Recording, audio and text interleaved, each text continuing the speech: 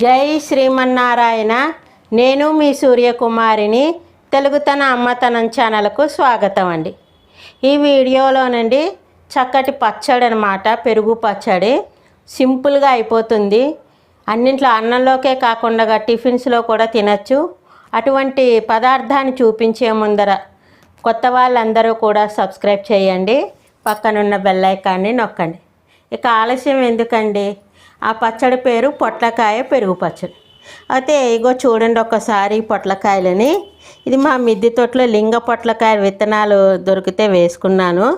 అంత ముందర ఒక 2 కాయలు వచ్చింది, ఇప్పుడు ఇది ఒక 2 కాయలు. ఈ 2 కాయల తోటలు పొట్లకాయ పెరుగు పచ్చడి చేస్తున్నాను. చక్కగా 3 మనుషులకి చక్కగా సరిపడుతుందండి. అయితే ఈ పొట్లకాయ పెరుగు పచ్చడికి పొట్లకాయ తీసుకున్నాం కదా చిన్న చిన్నవి. ఇక ఒక పచ్చిమిరపకాయ అయితే చాలండి, చిన్న చిన్న ముక్కలు కోసుకుంటే కారం అంటుతుంది. అలాగే 2 రెమ్మలు కరివేపాకు అండి. కొత్తిమీర కూడా ఉంటే కొంచెం కొత్తిమీర కూడా వేసుకోవచ్చు. పోపులోకి ఒక ఎండుమిరపకాయ తీసుకున్నాను 2 ముక్కలు చేసుకోవడానికి. అలాగే ఒక 1/2 టీ స్పూన్ ఆవాలు, ఒక 1/2 టీ స్పూన్ మెంతులు వేసుకుంటే బాగుంటుంది. మేము ఇంగువ అనేది వేసుకుంటాం కాబట్టి ఇంగువ కొద్దిగా వేసుకోవాలి. అలాగే చిటికెడు పసుపు అండి. ఇక తగినంత ఉప్పు అన్నమాట. ఇంచుమించుగా ఒక 1/2 టీ స్పూన్ ఉప్పు అయితే ఎక్కువ దొక్కి. ఇక పెరుగు అన్నమాట అండి. ఈ పెరుగు ఉంది. మాది పెరుగు అంత గడ్డలా తోడుకోదండి, మాది బర్రెపాలు పోస్తాడు, సమానంగా ఉంటుంది. పచ్చడి రెడీ అయిన తర్వాత చూద్దిరిగానండి.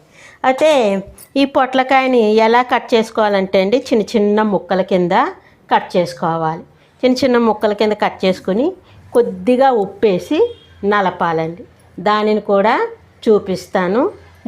ముక్కల్ని ఎలా కట్ చేసుకోవాలో మీకు అందరికీ తెలుసు కదా. చిన్న చిన్న ముక్కలు కట్ చేసిన తర్వాత చూపిస్తాండి. ఇగో ముచ్చుకలు వచ్చేసాయి కదా. ఇగోండి కాయని చక్క లేత కాయలండి, మరి ఇంట్లో కాయలే కదండి, తొందరగానే మగ్గిపోతుంది. ఇలాగా చిన్నగా ముక్కలు ఇలా పెట్టి ఇలాగా కింద పడిందండి, తీస్తున్నాను కాయని. కాయ కడిగేసే పెట్టుకున్నాను.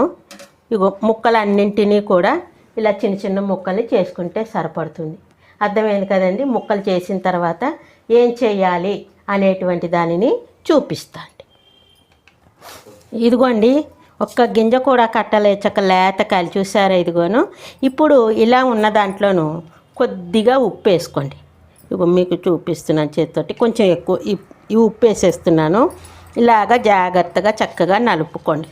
అది ఇంకా చెయ్యి నొప్పి మూలాన నలపలేకపోతున్నాను. ఇలాగ బాగా నలుపుకోవాలి. నలుపుకుంటే రసం వస్తుంది. ఆ రసాన్ని ఏమీ పిండి ఎక్కలేదండి. చక్కగా ఇలా నలుపుకున్న తర్వాత ఈ ముక్కల్ని ఉప్పు ఎక్కువ వేసుకోకండి, పెరుగు పచ్చడి కదా. ఇప్పుడు నేను వేసిన ఉప్పుని చూపించాను కాబట్టి ఇంచుమించుగా కొంచెం ఇంకొక పిసరు వేసుకుంటే పచ్చడికి సరిపడుతుంది. ఇలాగ బాగా నలిపేశాక మెత్తగా అయిపోతుంది. ముక్కలు కూడా చక్కగా మెత్తగా వచ్చినట్టు ఉంటుంది. ఇది 10 నిమిషాల లోపే అండి, ఒక 5-6 నిమిషాల్లోనే ఉడికిపోతుంది. బయట ఇగో ఈ గిన్నెలోకి వేసేస్తున్నాను. ఇంకోండి చూసారా ఇలా లక్ష్యం వచ్చింది. అయితే దీంతో వేసేస్తున్నాను. ఇదిగోండి ఇలా వేసేసి ఒక బుల్లి గ్లాసుడు నీళ్ళు పోసుకుంటే సరిపడుతుందండి. బుల్లి గ్లాసుడు అంటే చూపిస్తాను. అదే అంజాయింపుగా పోసుకున్నా పర్వాలేదండి. ఇగో నేను ఈ అంటే నలిపిన చెయ్యిని ఇందులోకి పోసుకున్నాను. మరోలా అనుకోకండి, ముక్కలు నలిపాను కదా అదనమాట. ఇగో బుల్లి గ్లాసుడు ఆ నీళ్ళు. ఇప్పుడు మీడియంలో, హైలో పెట్టుకోవద్దు, మీడియంలో పెట్టుకుంటే ఒక 5-6 నిమిషాలకి ఉడికిపోతుంది. నీళ్ళు కూడా ఎగురుతుంది కొద్దిగాను, చూసుకోండి మధ్య మధ్యలోనూ అదనమాట. ఇప్పుడు నేను మీడియంలోకి మంట పెడుతున్నాను. పెట్టి ఒక చెంచాతో కలిపేసి చిటికెడు పసుపు కూడా ఇందులోకే వేసేస్తానండి. వేసేస్తే బాగుంటుంది. వేసేసాక ఉడికాక మీకు చూపిస్తాను ఎన్ని నిమిషాలు పట్టిందో. ఇదిగోండి చిటికెడు పసుపు కూడా వేసేసాను. ఇంకా తాలింపు తప్ప ఇంకేమీ లేదు. 10 నిమిషాలు ఉడుకుతుంది. మీడియంలోకి పెట్టుకోండి. హైలో పెట్టుకుంటే మాడిపోతుంది, గిన్నె మాడిపోతుంది. ఒకసారి 5 నిమిషాల్లోనే గమ్మున ఏదైనా ఇంకో పనికి వెళ్ళామనుకోండి మాడిపోయి అడుగంటిపోతుంది. కాబట్టి మీడియంలో పెట్టుకుని నీళ్ళు చక్కగా ఒక గ్లాసు పోసుకుంటే మంచిగా ఉడుకుతుంది. ఉడికాక చూపిస్తాను. ఇదిగోండి, ఇంచుమించుగా 8 నిమిషాలు పట్టింది. కొంచెం నీళ్ళు చక్క పోసుకున్నాను. ముక్క మెత్తగా అయిపోయింది. చూసారా అండి, 8 నిమిషాల్లో ఉడికిపోయింది. మంట మీడియంలోకే పెట్టి ఉడికించుకున్నాను. అయితే ఒక పిసర్ కొంచెం అలా పెట్టి నీళ్ళు అనేటువంటిది మాది పెరుగు దొడుగ్గా ఉంటుందని చెప్పాం కదండి. గడ్డ పెరుగు వాళ్ళకైతే ఇన్ని నీళ్ళు చొక్కలు ఉన్నా కూడా సరిపడుతుంది. ఎందుకంటే గడ్డలా ఉంటుంది కాబట్టి కలిపేటప్పటికి గరిటె జారుగా వస్తుంది. మాది దొడుగ్గా ఉంది కాబట్టి కొంచెం పలచగా ఉంటుంది. ఇప్పుడు ఈ స్టవ్ని ఇలాగ ఉంచేసి ఈ ముక్కల్ని బాగా చల్లార్చుకోవాలండి. పెరుగులో వేసుకోవాలంటే మరి ఫ్రిడ్జ్లోంచి తీసుకున్నా సరేనండి, పెరుగు అనేటువంటిది విరిగిపోయినట్టు అయిపోతుంది. కాబట్టి గోరువెచ్చ వచ్చాక ఫ్రిడ్జ్లోంచి తీసుకున్న పెరుగు కొత్త వేసేసుకోవచ్చు. అయితే పోపుకి ఒక చెంచాడు నెయ్యి వేసండి. ఒక 1/4 టీ స్పూన్ మెంతులు, ఒక 1/4 టీ స్పూన్ లోపే ఆవాలు మెంతులు వేయడం జరిగిందండి. కొద్దిగా ఇంగువ అనేటువంటిది, ఒక ఎండుమిరపకాయ ముక్కని ఇలా ఇందులో కలిపేస్తానండి. పోపుని ఇందులోకి కలిపేస్తాను. పిల్లలకి ఇలాంటి పదార్థాలన్నీ కూడా పెట్టడం చేయండి. ఒక చపాతీలోకి ఇష్టం అనుకోండి, చక్కగా ఏముంటుంది, అస్తమానం రైతాలా చేస్తారు కదా, ఉల్లిపాయ ముక్కలు వేసుకొని. ఆ ఉల్లిపాయ ముక్కలతోటే కాకుండా చక్కగా ఇది ఇంకా మెత్తగా ముక్క కనపడకూడదు అనుకుంటే అండి, కొద్దిగా ఇలా చెంచాతోటో గరిటితోటి ఇనిపేసుకున్నాం అనుకోండి, మెత్తగా అయిపోతుంది అన్నమాట. అర్థమైందా? ముక్క కనపడకూడదు అని. కానీ కొంతమంది ఇలా రుబ్బేస్తారు, అస్సలు బాగుండదండి అది. ఇంకా ఇలా ముక్కగా ఉంటే మెత్తగా ఉంటుంది కదా, చాలా బాగుంటుంది. ఈ పెరుగులో కలిపేశాక కొత్తిమీర చక్కులా కట్ చేసేసుకుని వేసుకుంటే సరిపడుతుంది అనమాట అండి. మరి పిల్లలకు కూడా తినిపించటంలో ఉంటుంది. అస్తమానం సెల్లులు మాత్రం ఇవ్వకండి.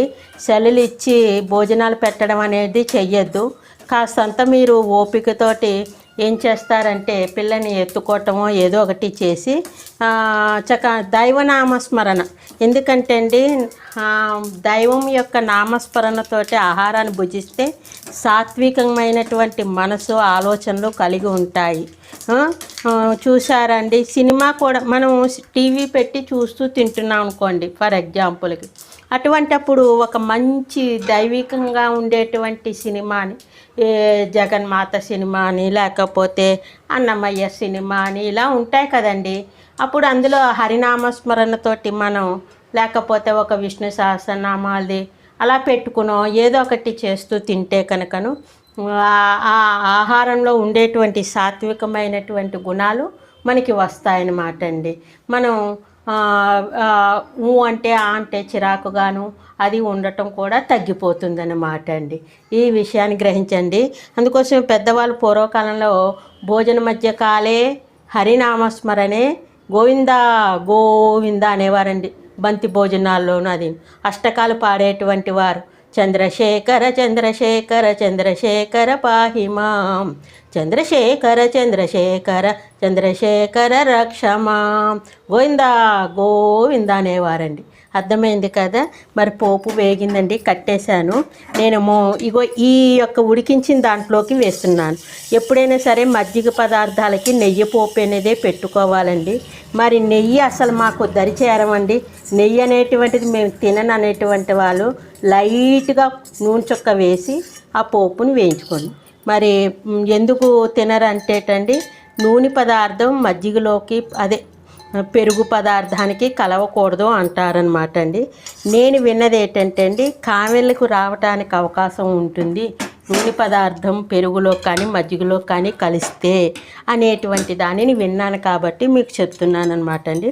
ఇది ఇప్పుడు కాలిందండి గిన్నెలో. ఇది చల్లారిన తర్వాత అప్పుడు ఇదిగో ఈ పెరుగులోకి వేసి కలిపేస్తానండి. ఉప్పు కొంచెం పెరుగులో కొద్దిగా చిటికడే వేస్తున్నాను, తక్కువ అయితే కలుపుకోవచ్చు, సరిపడుతుంది, ఇంకెక్కువ అక్కర్లేదు. అదిగోండి ఈ పెరుగు, మాది పెరుగు చూశారు కదండి. ఈ గ్లాసు ఉంది కదండి, ఇంత వెలితిగా ఇందులోకి వేసాను. ఆ ముక్కలకి సరిపడుతుంది. బాగా చల్లారాకని పెరుగును కూడా ఇలా కలిపేసుకున్నాను నేను. ఏదైనా తొరకాది ఉంటే కనుక తీసేయాలండి, ఎందుకంటే పిల్లలు తొరకలు ఇష్టపడరు కదా, అదనమాట. పెరుగు పచ్చడి రెడీ అయిన తర్వాత చూపిస్తానండి. ఇదిగోండి చక్కగా వచ్చేసింది. కరివేపాకు కూడా రసం దీంట్లోకి వాళ్ళు తీసి పడేసిన ఆ రసం దిగింది కాబట్టి ఇదనమాట. పోపు కూడా కలిపేశాను కదా. నేను పచ్చిమిరపకాయ ముక్కలు కూడా ఇలాగే ఉడికించాను. కొంతమంది ఒక పచ్చిమిరపకాయని దంచి కలుపుతారు, అది మన ఇష్టం. పిల్లలు ఉంటే కనుకని పచ్చిమిరపకాయలు ఏరేసి పెట్టేయచ్చు అనమాట. ఇది గోరువెచ్చగా వచ్చేసిందండి. ఇదిగో ఈ గోరువెచ్చగా వచ్చేసింది. ఇప్పుడు దీన్ని ఇలాగా వేసేసి కలిపేసుకోవడమేనండి. మాది కొంచెం పలచగానే ఉంటుంది, ఎందుకంటే మరి చెప్పాను కదండి, మా పాలు కొంచెం నీళ్ళ పాలు. అదే గట్టి పెరుగు తెచ్చుకుంటారనుకోండి మీరు, తోడు పెట్టుకోవడం కానీ లేకపోతే ఒక గ్లాస్ కానీ ఇంత ప్యాకెట్ కానీ తెచ్చుకుంటారు కదా, అలా తెచ్చుకున్నాడప్పుడు చక్కగా గడ్డలా ఉంటుంది. అయినా మా వారికి అంత గడ్డలా ఉన్నా కూడా తినలేరు, గరిటి జారుగా ఉండాలి ఏదైనా సరే. ఆయన ప్రతి దాంట్లోనూ నంచుకుంటారనమాట. ఇగో చూసారా, ఇలా ఉంటుంది. ఈ ముక్కలు నవ్వులుతూ చక్కగాను ఈ పచ్చడి ఇది ముద్దపప్పులో వండుకున్నాడప్పుడు చేసుకుంటూ ఉంటామండి. ముద్దపప్పు పొట్లకాయ పెరుగు పచ్చడి అని చేసుకుంటాము. లేదా చూసారా, ఆనపకాయ పెసరపప్పు, క్యాబేజీ పెసరపప్పు, ఇలాంటి కూరలు వండుకున్నప్పుడు కూడా ఇలాగ పెరుగు పచ్చడి అనేది చేసుకుంటాం. ముక్కల పులుసు కానీ పెరుగు పచ్చడి కానీ చేసుకుంటాం. ఈ పెరుగు పచ్చడి అనేది చపాతీలో నంచుకోవచ్చు, తర్వాత మన జొన్న రొట్టె కానీ పునకాలు కానీ ఏవైనా ఉంటే వాటిల్లో కూడా నంచుకోవచ్చు అనమాట అండి. ఇది చాలా చాలా బాగుంటుంది. మరి చూశారు కదా మీరు, పొట్లకాయ పెరుగు పచ్చడి అనేది చూశారు కదండి, ఈ విధంగా వస్తుంది. ఇగో చూడండి, మరి ఇంకొకసారి చూపిస్తుంది. అలా ఉంటుంది. మీరు కూడా ఈ పొట్లకాయ పెరుగు పచ్చడిని తయారు చేసుకుని ఎలా వచ్చింది 10 నిమిషాల్లో రెడీ అయిపోతుందండి. ఎక్కువ సమయం కూడా పట్టదు. 10 నుంచి 12 ఏ వంట చేసుకున్నా దాన్ని తరుక్కోవాలి, కొంచెం ఉడకపెట్టుకోవాలి. చల్లారింత బాగా ఫ్రిడ్జ్లోంచి బాగా చల్లగా ఉన్నదైనా సరే అండి, గోరువెచ్చగా వచ్చాక వేసుకుంటే అది చక్కగా పెరుగుది ఎంతో బాగుంటుంది. కొంతమంది గడ్డలా తింటారు కాబట్టి దానికి సరిపడుతుంది. ఇలా కూడా అలా గడ్డలా ఉన్నప్పుడు కొద్ది నీళ్ళు చొక్క పోసుకుంటారు కొంతమంది. అయితే ఇలా పలచగా కావాలనుకునేవారు. అర్థమైంది కదండి. మీరు కూడా పొట్లకాయ పెరుగు పచ్చడిని చేసుకుని ఎలా వచ్చింది ఏమిటి అనేటువంటిది కామెంట్స్లో తెలియజేయండి. మరి మీ కామెంట్స్ నాకు బూస్ట్లా పనిచేస్తుందండి. మీరు అందరూ కూడా పెద్దమ్మని ఎంకరేజ్ చేయడానికి ఒక లైక్ చేయండి, షేర్ చేయండి, మీకు తెలిసిన వాళ్ళ చేత సబ్స్క్రైబ్ చేయించండి. మరి మరొక వీడియోలో మీ ముందుకు వస్తాను. మీ సూర్యకుమారి. అందరికీ కూడా ధన్యవాదాలండి. ఇక ఉంటానండి. లోకాన్ సమస్తాన్ సుఖినో భవంతు.